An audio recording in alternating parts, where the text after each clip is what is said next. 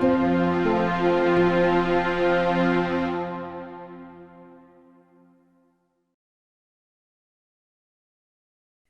you both. I've got the co-chairs of the CMI together, Melissa Sanderson, and of course, Jack Lifton. Thank you for discussing with me what's going on in the G7 this week. I was very confused by the different titles. The G7 Initiative for Critical Minerals Resilience is something I was working on a story for, but I noticed that's actually not the title for it. Who wants to take this on first? I'm not surprised that there's confusion around the title, Tracy, because I think it's emblematic of the many conflicting agendas that were in the room and are always in the room. I think that there's an attempt to build commonality, and I think we'll know that they succeed when we clearly know what the title of the initiative is.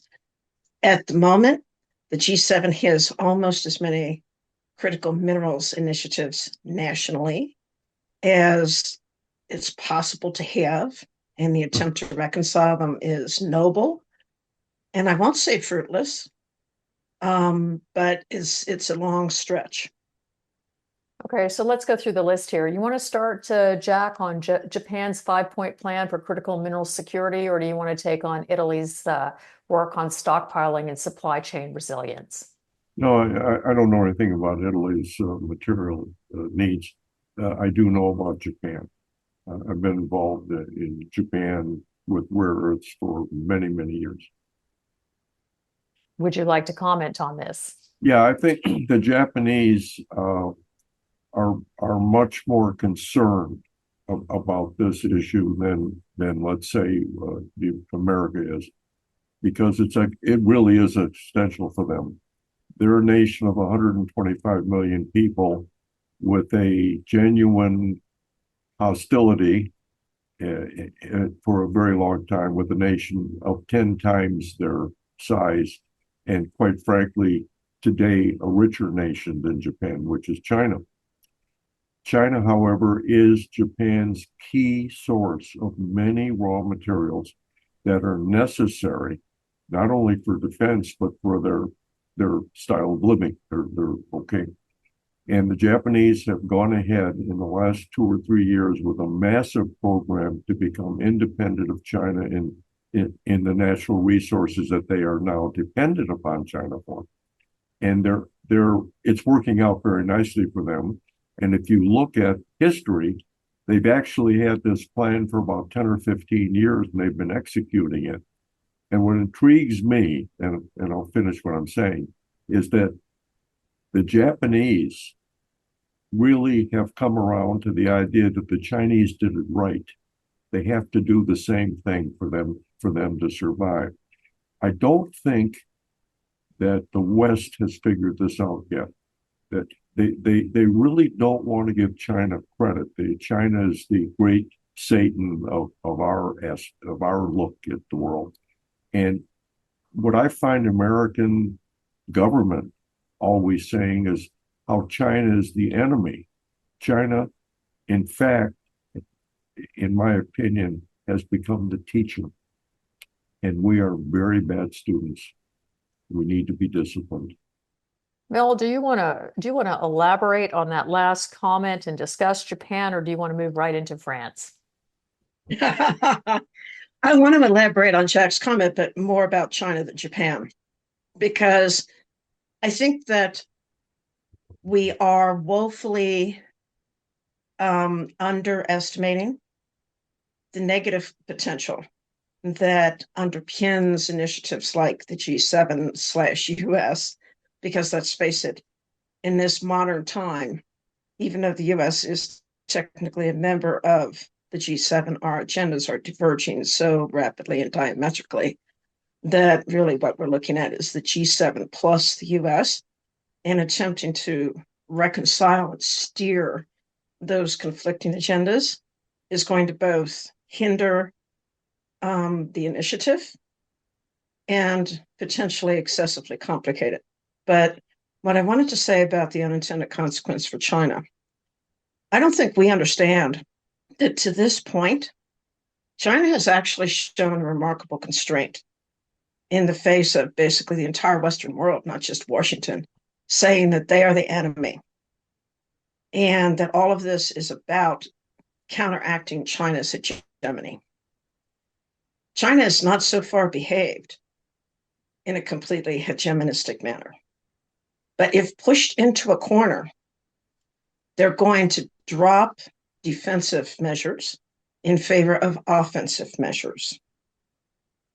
China's economic penetration in the West is never discussed in this context. But if China were to decide to weaponize it, woe betide every single one of us. Well, I couldn't agree with Mel more. Actually, I've been telling people for as long as I can remember that they have to stop talking about China as a military enemy. They have to start thinking about it as a very effective economic competitor. And they are, as they say, eating our lunch and dinner and the midnight snack right now. And I don't know if this is China's goal in the world. China's goal is obviously to become a serious, well-respected member of the community of nations. Maybe China thinks that it should actually be the Middle Kingdom, the place between the heaven and the earth. Okay, the best of the nations. Doesn't every nation think that way? And so we categorize these people as evil. And I think, from my experience in China, that they were confused. Like, what are you talking about?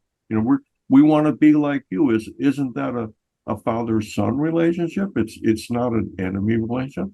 But the problem is not only the Chinese, it's us. Okay. We are the ones that have the problem. We're not looking at them in any context except as, I guess, military, which I think is foolish. So I don't see a good result from this. I don't know what to call it. It's Byzantine. I mean, we think that by adding bureaucracy, we're somehow strengthening our nation, and we have forgotten that we're supposed to be free market capitalists. It's not the national governments that should be making economic decisions. They don't know anything about that. They just know how to spend money. Okay? Private equity is not investing in this area. Why?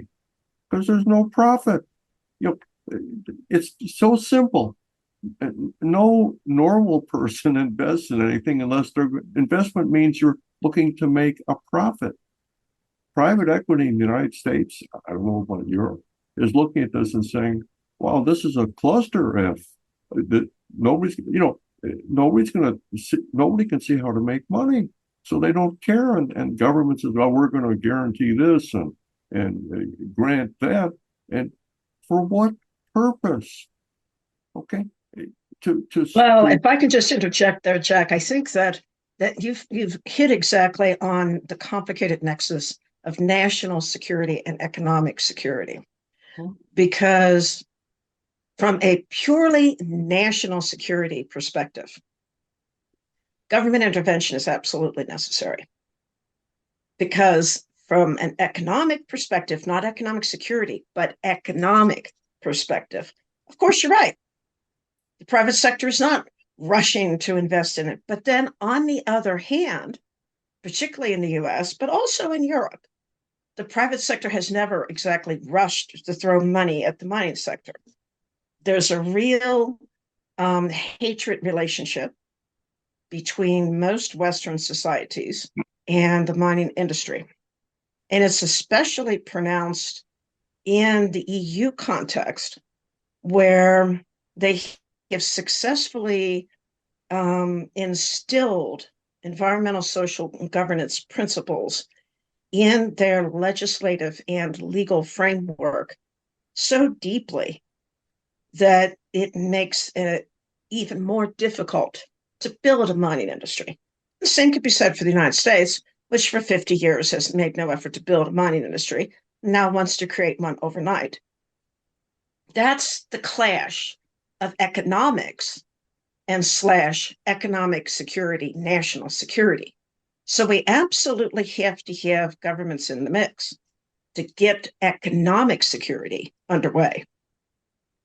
So I'm going to jump back to what Jack just said. He said, we seem to have forgotten that we are a free market capitalist society. Mel, do you agree with Jack? I don't think we've forgotten. I think that we are deliberately realigning, because what the last 20 years of economic history is demonstrating is that managed economies are behaving more productively than free economies, because it goes beyond just the current critical minerals crisis. It goes to the broader distribution of wealth. It goes to the broader question of income securities and social equity. And as much as we may hate communism, and I would say the Chinese, by the way, are not philosophically inclined to love communism either, but it's working for them. So I think that there is this effort underway, which we see via active government intervention, to transform these economies back to what they used to be in the late 1890s, early 1900s, i.e., directly managed economies in critical sectors. Think about how railroads got built, not just in this country, but everywhere. It was government intervention. The private sector alone was never going to do it. Same thing could be said for the aviation industry. Private sector was never going to do it on its own. It launched the initiative, pun intended, but to scale up, it relied on government intervention. I think governments are readjusting to that model in response to China's economic success. The problem with managed economies is who benefits. Okay. So the fantasy of, for example, contemporary analysis of communism is what the current mayor of New York called the warmth of collectivism. Of course, he's living in a mansion with a driver, and he has $1,000 tickets to sports events. And so I guess he's warmer than the people living on the streets in Manhattan. And this is the real issue to me. I agree with Mel. I've always laughed at communism being supposedly the government of the People's Republic of China. What you have is single party government.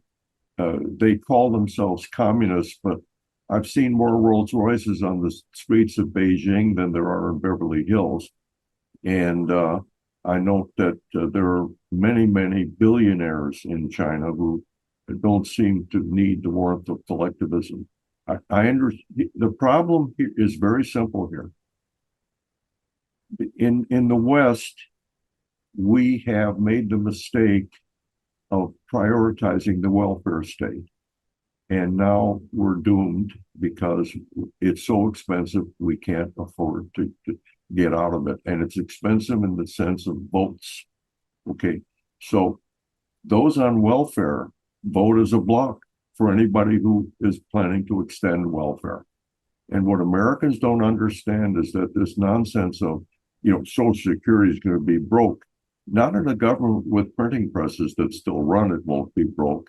The problem is going to be when an egg is $5 and your income is $1.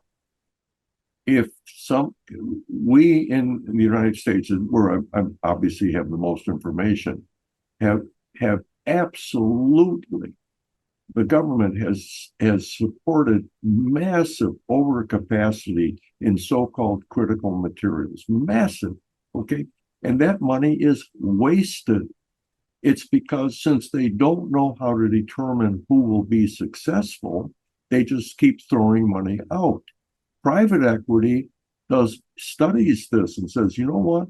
This one will be successful, that one won't. And the probability of success in that one's 50%, and that one, the other's 25%. So we're going to invest in the 50%. They use thinking, rationality, and intelligence. Government just throws money at problems exactly the way they have created the welfare state. they just keep throwing money at things. They don't solve problems. They just, ameliorate them somehow with more and more money. That's the problem. There's no thinking involved in Washington. It's just reaction. Okay, now for the Critical Minerals Institute podcast segment, where I just ask you a bunch of questions about all the latest headlines that are going on in the market. Jack, let's start with you. Is the G7 attempting to build a critical minerals NATO? No. The G7 is just trying to use words to address a problem. I don't see any solutions. It's just labels. So I actually think that in this instance, the G7 is using NATO's structure as a possible template. But unfortunately, the structure does not well fit this purpose. Okay, let's hit the headlines here. This week, Zambia, U.S. expands scope of $491 million agricultural grant to strengthen critical minerals supply in Zambia. Mel, this is your expertise. What do you think? Everybody loves Zambia. I love Zambia. They know how to dig things out of the ground. What nobody is currently talking about is the extraordinary drought underway in Zambia. The rivers that they depend on for the hydropower that powers the mines literally are dry. Where are we going to get the minerals from when they can't power the mine? Okay, no, I have to agree with Mel that if you just look at the basic issues here, like power, they need power. Since they don't have it, none of this is going to happen. Mel, further to our discussion on Zambia, Kenya, U.S. close in on a critical minerals deal. Did you have a chance to review that, and do you have any thoughts on that? I have a very specific general thought on that. Actually, I have two. It's surprising that the English were sitting on their hands, because after all, this is one of their leading former colonies. But secondly, comes back to a similar comment that I just made in regards to Zambia. That whole stretch of Central Africa is in an incredible drought, and agriculture is being destroyed in Kenya. There's very little capacity to stand up another water-intensive, huge mining project in a country where people are already forced off the land because the animals are dead and the people are dying. Jack, China defends critical minerals export controls after G7 statement. Any comment on that? You can control exports by government fiat at any time you like, and it's easy. The only problem is you now begin economic destruction of an industry. I think that what it shows is that China is signaling the G7 and the broader West that if they want to put up walls, China will raise its walls even higher. Mm-hmm. And it's going to be who can withstand the pain longest, who's going to win. Additional G7 outfall this week. Rare earth miners brace for demand spike after G7 vows to ditch China. Any thoughts on that, Jack? I've often wondered whose analysis is giving us these supply-demand figures. I'm no matter what anybody tells me, I really believe that the economies of the United States and the European Union are mature. We don't need much more of anything. We need a stable supply. The idea that massively increasing our supply is going to solve a future fantasy demand is what's destroying the economics of this whole thing. I would say this is where sloppy terminology leads to poor analysis.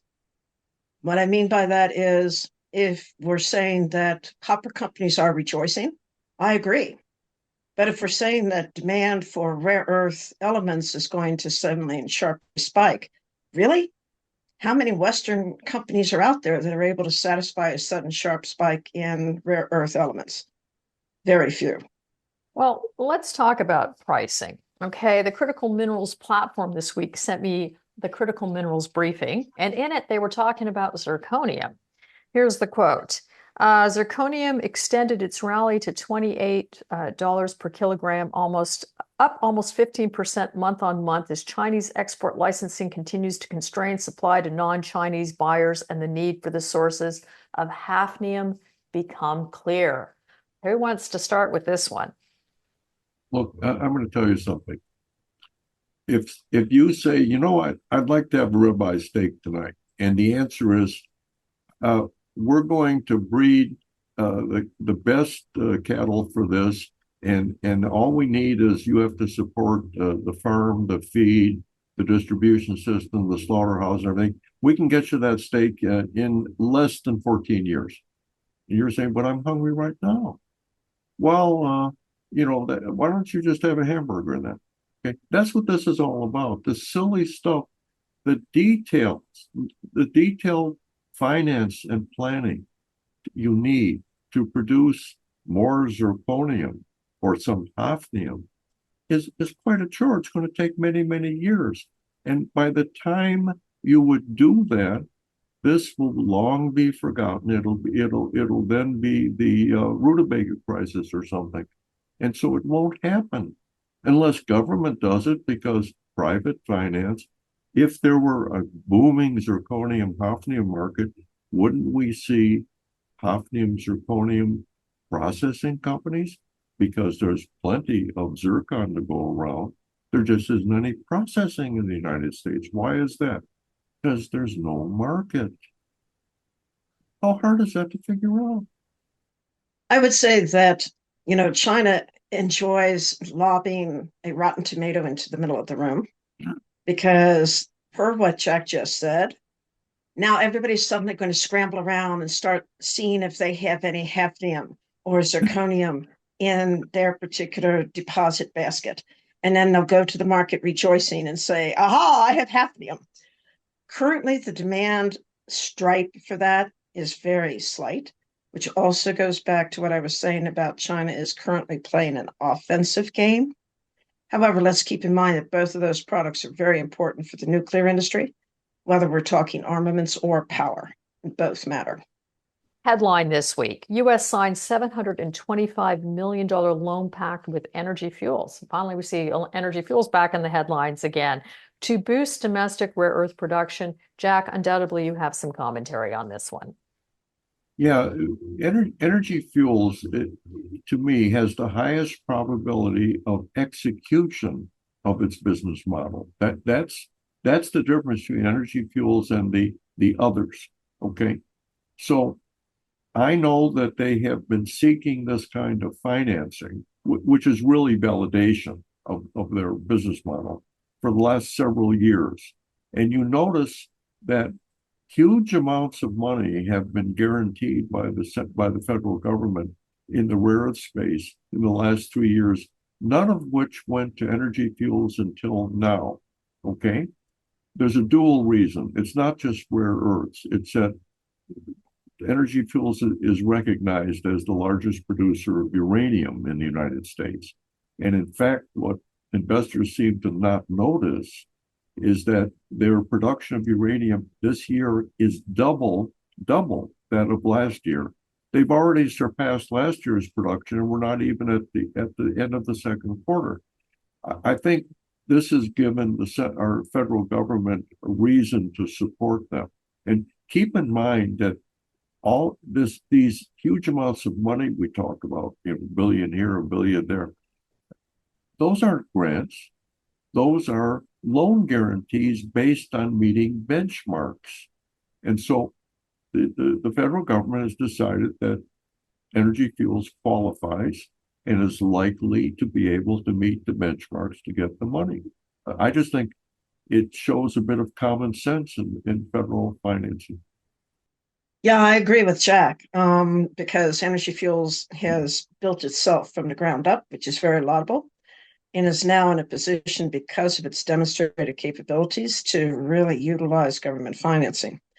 I would add that there's another crucial factor as regards Energy Fuels. To the best of my knowledge, they're still the only company with a license to import radioactive material from abroad, which puts them in a very key position not just for uranium, but also for rare earths. Think particularly the radioactive content of monazite.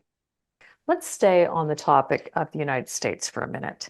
Trump's critical minerals pricing plan faces skeptical G7.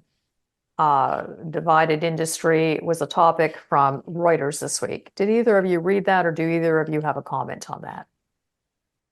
My only comment would be that there's just being able to work through the negotiations to reach a pricing mechanism that would be affordable for each of the participant members of the G7 will take years.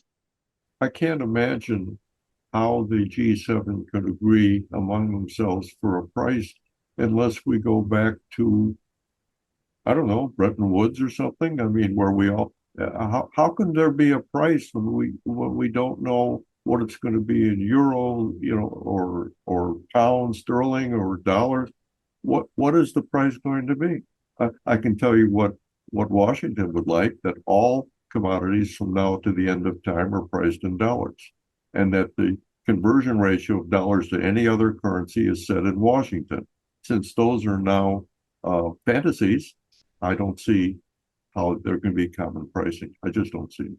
Speaking of government investment in critical minerals, I saw a headline this week about the U.S. government starting a $500 million Pentagon funding for rare earth startups. Any comments on that, Mel? I wish they would, but fundamentally, the problem is one that Jack referred to earlier: the capacity to judge where you should be most profitably utilizing that fund. The ability to know which project is more likely to be commercially viable than another goes beyond the hype about how many rocks you have in the ground. It's a complicated equation. And certainly I know many companies, some of which I'm involved with, that could definitely profit from that. So I wish it luck. As I read that announcement, it was about one company. And what amazed me was that there was apparently no techno-economic due diligence done by the Pentagon, because the amount of money they pledged to the one company is multiples of what other companies in the field would have spent for the same thing. So what this did was give hope to juniors that their exorbitant promotional announcements might get funded by people like in the Pentagon. I was totally amazed by that announcement because it made no economic sense whatsoever. Okay, I read a story about, speaking of critical minerals, tungsten. Tungsten, this is from Scientific American. Tungsten crunch rekindles U.S. mining ambitions. So the tungsten rush continues. Jack, what do you think about that? Well, I hope the tungsten rush continues till dinner tonight, and I'd hate to think we wouldn't have it tomorrow. There's plenty of tungsten in North America. There always has been. The issue is environmentalism. Okay, so I see there is a revival of interest in tungsten here and in tungsten mining, but everybody needs to pay attention to the fact that if you find a tungsten deposit, by the time you're producing tungsten, could be a decade. Okay, so that'll be 2.5 presidents from now and 2.5 administrations, and how many? 5, elections for the House of Representatives. So God knows what the themes and the interest of the United States will be in 10 years. And the idea of, who's going to invest in something like that? Guess who? Only the government. And then you have to ask them every 2 years, is this still the policy? So I don't see the point of getting excited about tungsten. I want to pick up on something that Jack just sort of slid in there very subtly. And that is a current concern among environmentalists that the government, in its rush to meet its critical minerals needs, is throwing the environment even further under the bus. Because tungsten is in that sense of processing and so forth, is an ugly product. And the environmental degradation is real. And it's just a poster child example of are we going to destroy the earth in our rush to save ourselves and our cell phones? Well, you know something? I agree with you, Mo. And my opinion is that all of the nonsense about mining the moon and asteroids and all that is simply a way to get around environmental concerns. And I Yep. mean, it makes no economic sense to mine the moon when we have no idea whatsoever of what's on the surface of the moon, other than a couple of footprints and a flag. And asteroids, that requires a technology that the human race does not have and will not have, if ever, for centuries. Absolutely agreed. 100%. So, in conclusion, Jack, I'm going to ask you a question. Just if you can give us some final thoughts and ideas for the week, and if you can just tap on that theme that we started with about, is the G7 building a critical minerals NATO? Thank you. I don't think it makes any difference because I doubt there'll be follow through on this. I think it'll just collapse into bureaucratic arguing because what's missing in all of this is sort of a common sense application of these ideas. You do not create a secure supply of anything by having bureaucrats from different nations argue about how to do it. Okay, somebody has to make a decision and just go ahead. And I just don't see how it can be done on a multinational basis. I think that the resources of the particular countries are far too different. The needs of the individual countries are very different. And all of this, the analogy to NATO tells me that all of these countries are thinking, well, let the U.S. do this because it's too expensive for us, and then we'll, they have to make sure we're well armed and ready to go. So they'll take care of it. That's all I see here is that, and I don't think it's going to. I think by the end of next week we'll be talking about something else. Let me pick up right there where you left off, Jack, because I would say that there are many people who would argue that NATO is exactly what you said. The U.S. stepping forward, picking it up, and everybody else benefiting from it. Not saying that's my personal opinion, but many would say that that's the case. In which case, based on what you just said, the G7 effort and NATO are completely analogous. However, I absolutely agree with your point. There's so many divergent both interests and problems. Many of the European countries either were very resource scarce to begin with, or due to previous centuries of mining history, have largely depleted their in-house resource capability. There's a desperate need, particularly within Western Europe, to source material elsewhere. Coming back to talking about Zambia, Kenya, South Africa, Angola, Ethiopia, etc. Africa's sort of that place right now that everyone's looking to source from. Very interesting that this initial G7 document is virtually silent on where anyone is going to get anything. My final word, and I've said it before in various venues, at the end of the day, there is no more secure supply chain than mined and made at home. Why doesn't the U.S. pay more attention to systematically educating its capabilities and making better choices at home to bring forward its own abundant natural resources? And who knows, maybe in that scenario, we can then step forward and save the Western world once again.